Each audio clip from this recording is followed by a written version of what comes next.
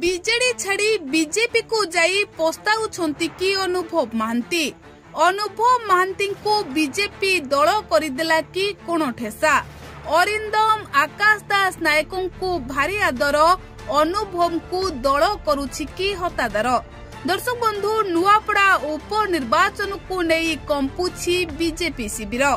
ବିଜେପିରେ ଯୋଗ ଦେଇଥିବା ଆକାଶ ଦାସ ନାୟକ, ସିଦ୍ଧାନ୍ତ ମହାପାତ୍ର, ଅରିନ୍ଦମ ରାୟଙ୍କ ଭଳି ପ୍ରମୁଖ ନେତାଙ୍କୁ ଗୁରୁତ୍ୱ ଦେଉଛି ବିଜେପି ଦଳ। କାରଣ ନୂଆପଡ଼ା ଯାଇ ଏମାନେ ନୂଆପଡ଼ାରେ ବିଜେପି ପ୍ରାର୍ଥୀ ଜୟ ଢୋଲକିଆଙ୍କ ପାଇଁ ପ୍ରଚାର କରିଛନ୍ତି। ଜୟ ଢୋଲକିଆଙ୍କୁ ଜିତାଇବା ପାଇଁ ସିଦ୍ଧାନ୍ତ ମହାପାତ୍ର, ଅରିନ୍ଦମ ରୟ, ଆକାଶ ଦାସ ନାୟକ ଘରରୁ ଘର ବୁଲି ଭୋଟ ଭିକ୍ଷା କରିଛନ୍ତି। ହେଲେ ଅନୁଭବ ମହାନ୍ତିଙ୍କୁ ନୂଆପଡ଼ା ଉପନିର୍ବାଚନର ପ୍ରଚାରରେ ଦେଖିବାକୁ ମିଳିନଥିଲା। ତେଣୁ ଚା ଖଟିରେ ଚର୍ଚ୍ଚା ହେଉଛି କି ବିଜେପି ବି ଅନୁଭବ ମହାନ୍ତିଙ୍କୁ କୋଣ ଠେସା କରିଦେଲା କି। ବିଜେପି ଆକାଶ ଦାସ ନାୟକ, ସିଦ୍ଧାନ୍ତ ମହାପାତ୍ର ଓ ଅରିନ୍ଦମ ରୟଙ୍କୁ ଆଦର କରୁଥିବା ବେଳେ ଅନୁଭବ ମହାନ୍ତିଙ୍କୁ ହତାଦର କରୁଛି କି। କାରଣ ନୂଆପଡ଼ାରେ ଅରିନ୍ଦମ ରାୟ ଘରରୁ ଘର ବୁଲି ଜୟ ଢୋଲକିଆଙ୍କ ପାଇଁ ପ୍ରଚାର କରୁଥିବା ଦେଖିବାକୁ ମିଳିଛି।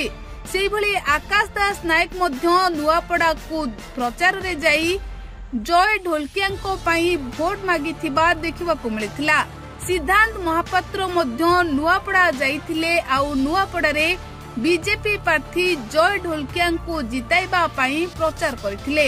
କିନ୍ତୁ ଅନୁଭବ ମହାନ୍ତିଙ୍କୁ ପ୍ରଚାର ମଇଦାନରେ ଦେଖିବାକୁ ମିଳିନଥିଲା। ଆଉ ଯାହାକୁ ନେଇ ଏବେ ଲୋକଙ୍କ ମନରେ ଅନେକ ପ୍ରଶ୍ନବାଚୀ ସୃଷ୍ଟି ହେଉଛି। ସମସ୍ତଙ୍କ ମନରେ ସେଇ ଗୋଟିଏ କଥା କି ବିଜେଡି ଛାଡ଼ି ଅନୁଭବ ମହାନ୍ତି ବିଜେପିରେ ଯୋଗ ଦେଇଥିଲେ। 2024 ନିର୍ବାଚନରେ ଅନୁଭବ ମହାନ୍ତି ବିଜେପି ପାଇଁ ପ୍ରଚାର କରିଥିଲେ। ହେଲେ ଏଥର ଉପନିର୍ବାଚନରେ କିଛି ଭିନ୍ନ ଦୃଶ୍ୟ ଦେଖିବାକୁ ମିଳିଛି। ଆକାଶ ଦାସ ନାୟକ, ସିଦ୍ଧାନ୍ତ ମହାପାତ୍ର, ଅରିନ୍ଦମ ରାୟ ଭଳି ନେତାମାନେ ନୂଆପଡ଼ା ଯାଇ ଡେଣା ମେଲାଇ ରହିଥିବା ବେଳେ ପ୍ରଚାର କରି ଜୟ ଢୋଲକିଆଙ୍କୁ ଜିତାଇବାକୁ କହିଥିଲେ ଆଉ ଜୟ ଢୋଲକିଆଙ୍କ ପାଇଁ ଭୋଟ ମଧ୍ୟ ମାଗିଥିଲେ।